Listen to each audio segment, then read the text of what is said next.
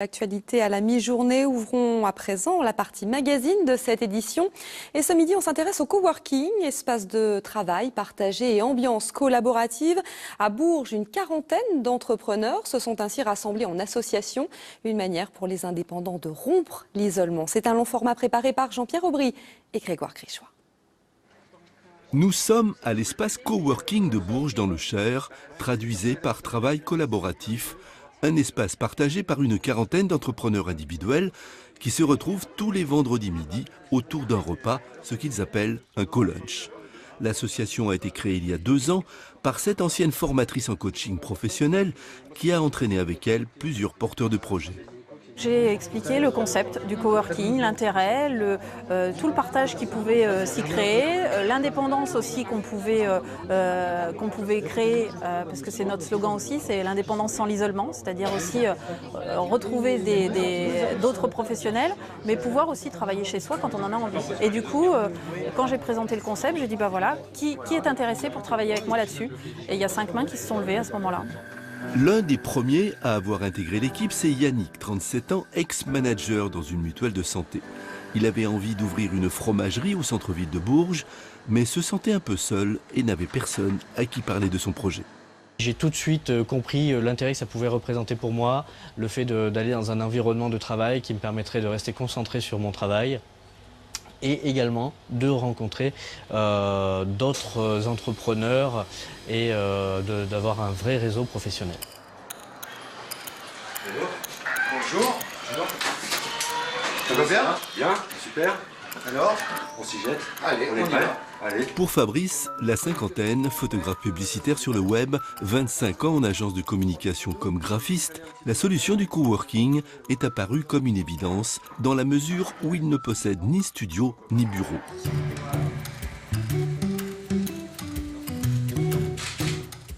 Installé à son compte depuis 2011, il vit à Bourges mais se déplace dans toute la France pour une clientèle de restaurateurs haut de gamme.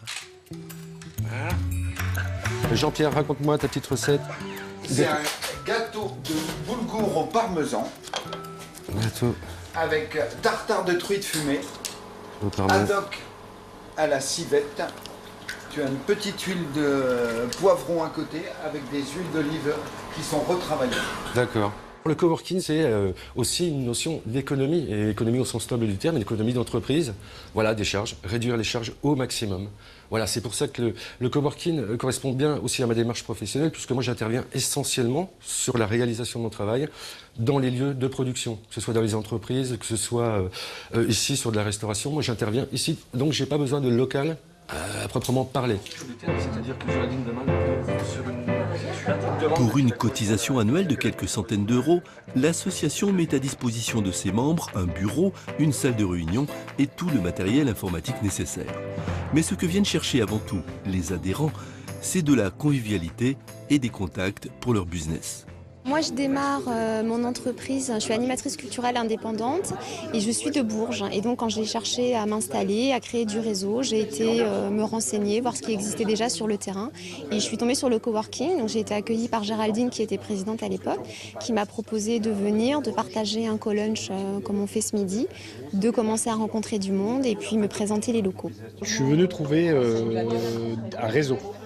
Voilà. Me faire connaître le Soccer Park, faire connaître notre marque, faire connaître nos activités et puis surtout faire venir le maximum de monde chez nous. Et on communique le plus. Par exemple, là, on a un nouveau partenaire. C'est un bon échange, des échanges très riches et très enrichissants avec d'autres des créateurs, des petites structures donc, qui ont des problématiques proches des nôtres ou pas et ça permet d'avoir des échanges assez rafraîchissants. Comme on a un système associatif, on a cette liberté de pouvoir être ouvert à tout le monde. Là, l'envie d'adhérer aux valeurs du coworking, ça suffit. Nos adhérents, ce sont déjà des personnes installées, donc des travailleurs beaucoup de travailleurs indépendants. On a aussi des télétravailleurs et qui recherchent un endroit pour sortir de chez eux. On peut faire des rendez-vous informels ou alors on prend un bureau dans un espace confidentiel pour recevoir des clients. Bonjour, venez si vous voulez me suivre. L'esprit de partage, il existe même dans le cadre des activités professionnelles. Christelle, par exemple, animatrice dans une association d'insertion, a demandé à l'une des coworkers de simuler avec elle un entretien d'embauche. J'ai pour habitude, quand on a des groupes de jeunes ou des jeunes individuellement qui ont besoin d'entretien, je passe un message au co-lunch. Je demande qui est volontaire pour venir nous accompagner. Et en fait, il y a toujours une conseillère en insertion professionnelle et un bénévole de cowork qui vient assister et qui amène un autre regard que nous, professionnels de l'insertion. À sa sortie du co-lunch, Hélène semble avoir été convaincue par l'esprit de convivialité qu'elle y a trouvé. Conseillère en aménagement et décoration intérieure, elle a donc décidé d'adhérer à l'association qui permet la mutualisation des moyens matériels et immatériels pour favoriser le développement personnel et professionnel de chacun. Ça rejoint un peu l'économie solidaire et écolo, coopérative. Je dirais, il y a vraiment des valeurs et puis une ambiance agréable, voilà, un partage d'idées et de façons de travailler aussi. L'esprit coworking, c'est avant tout une envie de partager son expérience, ses doutes, ses projets et ses réussites. En somme, une autre conception de l'entreprise. 43 adhérents, c'est pas mal, hein. On vise 50 d'ici la fin de l'année, mais je pense qu'on les aura largement. Et puis un rendez-vous à noter ce soir après Soir 3. France 3 Centre Val-de-Loire vous propose un documentaire consacré à Erwan Balança. Il est photographe, naturaliste, une passion qui lui permet de vivre quotidiennement depuis une vingtaine d'années au contact direct avec le monde sauvage. Je vous propose de regarder tout de suite un extrait.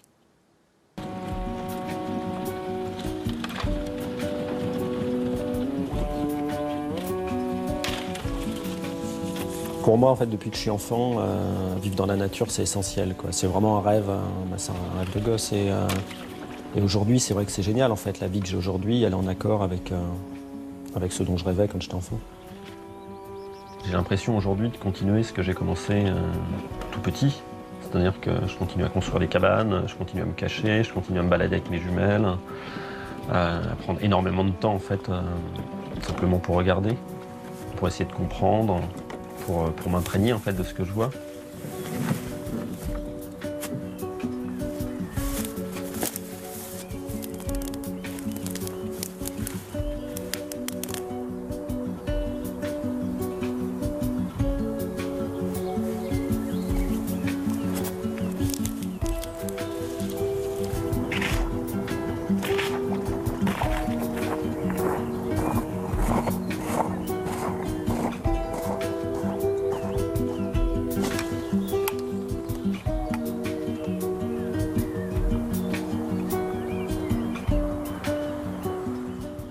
Avant de se quitter, je vous rappelle les principales informations de ce journal. Le désarroi des habitants de Gidy dans le Loiret. Il y a encore jusqu'à 1 mètre d'eau à certains endroits de la commune et la pluie qui continue de tomber réactive le traumatisme. Écoutez. Dès qu'on voit de la pluie, on se dit ça va remonter, ça va revenir. Puis on voit de l'eau partout, quoi. Maintenant, dès qu'il pleut un peu beaucoup, on a un peu la trouille. Enfin, là, pour l'instant, on a les pieds au sec. Après, on verra. Et puis dans l'Indre, les anciens salariés de Fenwal continuent le combat. 190 d'entre eux ont rendez-vous cet après-midi au Prud'homme. Ils estiment qu'il n'y a pas de motif économique valable à leur licenciement. Une procédure en parallèle à celle lancée devant le Conseil d'État. C'est la fin de ce journal. Merci de l'avoir suivi. Le 12-13 continue avec dans un instant l'édition nationale. Je vous souhaite une excellente journée à tous.